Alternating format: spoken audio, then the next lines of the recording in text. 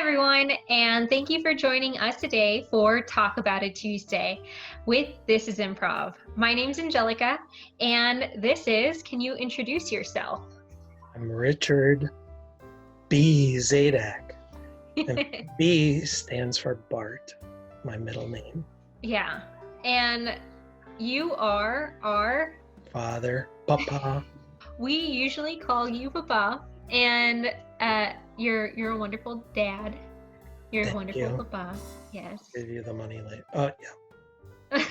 And you said that your middle name is Bart, and don't you have a special stage name that you use? Well, I use Bart Star. Bart Star, yeah.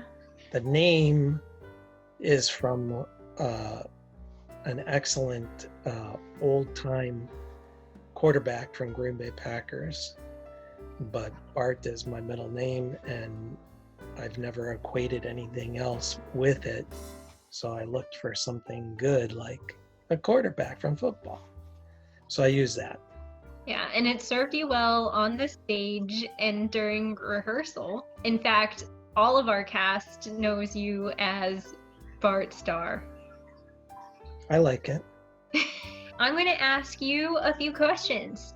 Okay. Are you ready? I'm ready. When is the first time that you ever have done an improvised show? As I'm sure you know, I've got a few years on me, and my first improvised show is actually on 8mm film. And what I used to do is I used to go into our old house's garage, and I used to put on plays for the neighborhood town. And I used to go beforehand, and I would go around the block and I would sell tickets, and then I would go and perform. I'd do either Western stuff or mostly Western stuff. I always liked that. It was easy to carry a hat and a mustache. Like the one behind you? Like that. Yeah, like that. Did you put on these performances with a group, or did you do it on your own? A lot of times I would try and get one of my neighborhood friends to do it with me. Richard Bealey. I used to do it with him. Robert Hodak. I used to do it with him. That was a classmate, and Richard was a neighborhood friend. So the 3 R's. Usually it was just 2 of us maximum. Okay. If I remember correctly, but I remember putting them on. I wanted to do it. Plus, most of all, I wanted to make money. Did you? I'm a little entrepreneur. To be perfectly honest, I couldn't remember how much I asked for. I was surprised people wanted to buy a ticket. I mean, I'm sure it wasn't nothing but penny, nickel, quarter, whatever, you know. I'm sure that they really enjoyed it. I put on a show. Yeah, we know that. You started improvising when you were a kid in your neighborhood, and you have recently started kind of performing again with improv on, now. Can you tell us a little bit about that? When you guys started putting together your troupe, put in for an audition myself, and that's where you saw Bart Star for the first time. I really enjoy comedy. I really enjoy laughter. When I grew up, that's all I wanted to do was laugh. My home life was very strict. The motto was children are meant to be seen, not heard. So whenever I could get outside and have fun and laugh, and you're saying improv, and I called it improv, but when you use your imagination and you come up with some things that you think would be funny or are funny to you. It's very, very enjoyable to get a good smile or a laugh from somebody. And so I would do that. But I put that audition in when you guys are looking for troupe members. And I didn't think I'd get picked up, so I had to put in for less money. No, I'm just kidding. You bet on how likely it was that we would include you in the troupe? I wasn't sure I was going to be included, but I was extremely happy when I was. And I love having fun and, you know, doing the improv. When I was little, like I say, it was make-believe. So there was a lot in that. I joined you guys for the performance at Art Serve. And that basically was my first time on your stage. And it was great. We had a lot of fun. What Sandra and I say is that you really introduced us to comedy, because you had that interest and you knew all these old comedic stars. You introduced us to all of that in that world. So it got us interested and it got us started. I used to watch a lot of TV on my own because there was only me and my brother growing up. My parents were, for the most part, always around, but they were busy doing their own thing. So my own thing was I'd watch a lot of Laurel and Hardy, Three Stooges, a lot of that. I when it come to movies and things like that, I used to watch the Abbott and Costello movies. I even watched a lot of the anything to do with Jerry Lewis, Dean Martin, like crazy, wacky comedy.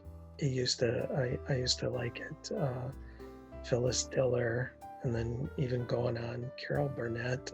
I would never miss a Carol Burnett show, because my favorite part of a Carol Burnett show is when somebody had to laugh or couldn't say their next line because they wanted to crack up.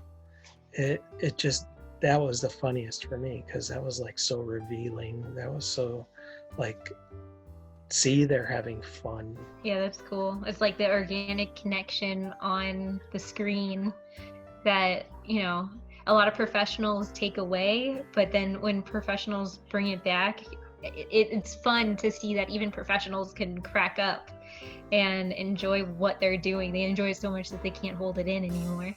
So that's cool.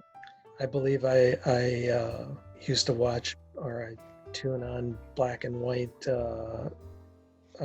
Charlie Chaplin type of comedy for you. There was another one, Buster Keaton, I think. Yeah. And some of the real old ones. The silent comedies. It wasn't always, you know, something that you said. You'd have to be a character. You'd have to get into it like that, or show an emotion or something. So all I wanted to do when I was young was just be crazy. Do you think you accomplished that goal? I like to think of myself as crazy. I know I can go there. All right. And that fulfills a lot of smiles for me. While you've been performing on this Neo stage, the new stage, and even when we haven't been on stage, but we've just rehearsed, what has been your favorite improv game? I love Scenes from a Hat. Yeah? I extremely like that. Doing something like that, coming out. I enjoyed the having somebody else come up, like I would come forward, a single person would come forward and create something, you know, that scene from the hat. But when somebody else added to it or came out from, you know, the troupe or whatever and added something to it. It added something to it. It was just funny. It was more than just what I came up with or something like that. But I like just going like give it another try, add on to it. The yes and was something that you guys taught me, and it's definitely a great thing. And going off of that, what has improv done to help you? Like, have you noticed it help you in your daily life, or has it changed the way you do anything? I don't know. I had a pretty improvish career and such. I used to go out, and I used to work alone, and I would have to go out and deal with installing computers for the travel industry. And a lot of that, believe it or not, I mean, I knew things and everything, but I had to improvise a lot during being out in front of customer and improving, so to speak. What does it do now for me? I mean, what it does now for me, I think more than anything, is just a confidence, just to stand out in front of somebody and do something. When you're afraid, I don't care. I'm just going to say what I want or do what I want, and I'm going to be funny. But once you get used to it, it's like, I'm going to be funny, and then I can hear somebody respond, a laughter, or... Do you have anything that you hope to do with improv? Like any scenes that you have cooked up, or any ideas that you have for things that you could do? Just recently, I had one that I provided to you guys, and you added to it. You did a kind of a yes and what you built onto it. It was extremely good. And it was like, I see an idea of mine, and it came with the help of you guys to fruition. And I was biased, but I thought it was good. And what was the scene? It was the sitting at the pottery and the fishing. Okay. With my fish friend. I get some ideas and everything, but there is a lot of difficulty for me as far as getting it on paper. And you can truly learn that probably it could be the hardest thing to do, or is putting it on paper. Just start putting it on paper for anybody that's younger than I am and can start with a comedic career. It'd be put something on paper, because I know that's the answer. You know, you get it on paper, you work with it, you start telling a joke, or not just a joke, but a scene or an improvised group of scenes, and pretty soon you see what works and what doesn't, and you change what you wrote, but you've got it there. So I think that's real good. Don't know if I'll ever capture that. It's fun and it's very fulfilling. What's cool, I think, is that we have different perspectives and we have different skills as well. So we've talked in the past about writing things down and doing things like that, where it's on paper. And then you talk to us about it, and the way that he comes up and you talk to us about it is, we'll be just sitting around watching TV, or we'll get prepared to do something else that's part of our routine, and then you pop in and you're like, I kind of had an idea, and then we write it down, or we keep it in our mind so that we can expand on it later. And I think that that's such a cool way to look at how you don't have to always do everything. You know, if you work together in a group, you can work off of the strength of everyone. So you had the strength of the idea, and then we built off of it, and we did the yes and to it, and wrote it down, and expanded it so that it could be what it turned into, which you acted in as well. So it's a cycle. Like, we would have never had that scene if you didn't give us the idea. So many people think that they have to take on everything, like with the writing, and it's not necessarily that way. It's us all working together to make something cool happen, like a fishing fantasy. Well, I guess our type writing table, or tossing around ideas for writers, I enjoy getting involved in it, although a lot of my input comes down to dad jokes. Yeah, well, that you are. Well, sometimes people listen to me and they think that my monotone voice, this guy's going to be boring. When I was growing up, like I said, my parents were very strict. My father was very loud. I used to be punished quite a bit. And I did not like the loud yelling noise and back and forth all the time. And I made a conscious effort when I was young that I would never be doing that all the time. So I kept a monotone type voice, and it just stuck. And that's why I talk sometimes very boringly and in a very boring tone. But then when I'm let loose, maybe not. Yeah, you're not boring. Not at all. Folks who are watching this, not boring. No, don't let him fool you. What is something about you that we could not tell about you just by looking at you? One, that my college degree in law enforcement. I have a law enforcement degree. Never was a policeman, although I did 2 years of volunteer cadet work. But thanks to that 2 years of doing everything for the town and everything, I learned that I didn't want to be a policeman, which was great.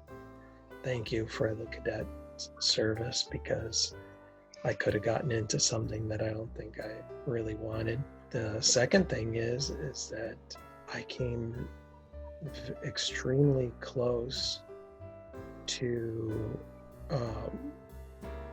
being what I would call a park ranger with that degree. My parents had an old fishing cabin in Wisconsin, and I was done with school and I was still working at a grocery store, and I said that it's time for me to get away from everything, which this cabin was away from everything, and I just wanted to be work in forest preserve, because there was a lot of poaching going on and stuff like that, so they were looking for people on that. And just before my time was up to go live on my own up there, I got a job with Eastern Airlines, and that kind of stuck with me for about 24 years. So yeah, you were flown in a different direction. Yeah, totally different direction. So for all you young people out there, you're going to go and you're going to be looking to do one thing, and just be open-minded, because something else might pop up down the line, years down the line, and something else after that. So that is good advice. It's all been good. I made it this far. Thank you so much for joining me today, Papa. It's been great having you and being able to feature you for the day. You deserve it. And believe me, the pleasure is all mine. And I'm extremely proud of you guys for having the company and for finding a way to allow me in every once in a while. It's been a lot of fun. It's always a pleasure. We're grateful for what you and Mama do all the time for us. And thank you everyone for watching and being introduced to our dad. This has been Talk About It Tuesday. My name is Angelica. And I'm Bart Starr. And this has been Talk About It Tuesday. Make sure to keep a watch out for everything that we have posted throughout the week. We have something posted every day except for Sunday because that's the day to chill. Just subscribe or like and follow if you're on Instagram to see what's coming up and what's new. And while you're here, why don't you take a look down below at our description with some helpful information and ways that you can help in your community. Thank you for joining me today. Goodbye. Bye. Hello, everybody. My name is Alexandra. And I'm Angelica. And this is Legends of Yesterday. where we talk about histories, mysteries, and ghost stories of South Florida. And Well, the only she's reason- trapped there. So it's like a purgatory, kind of hell. What is around us, then it's really made Davie such a special place.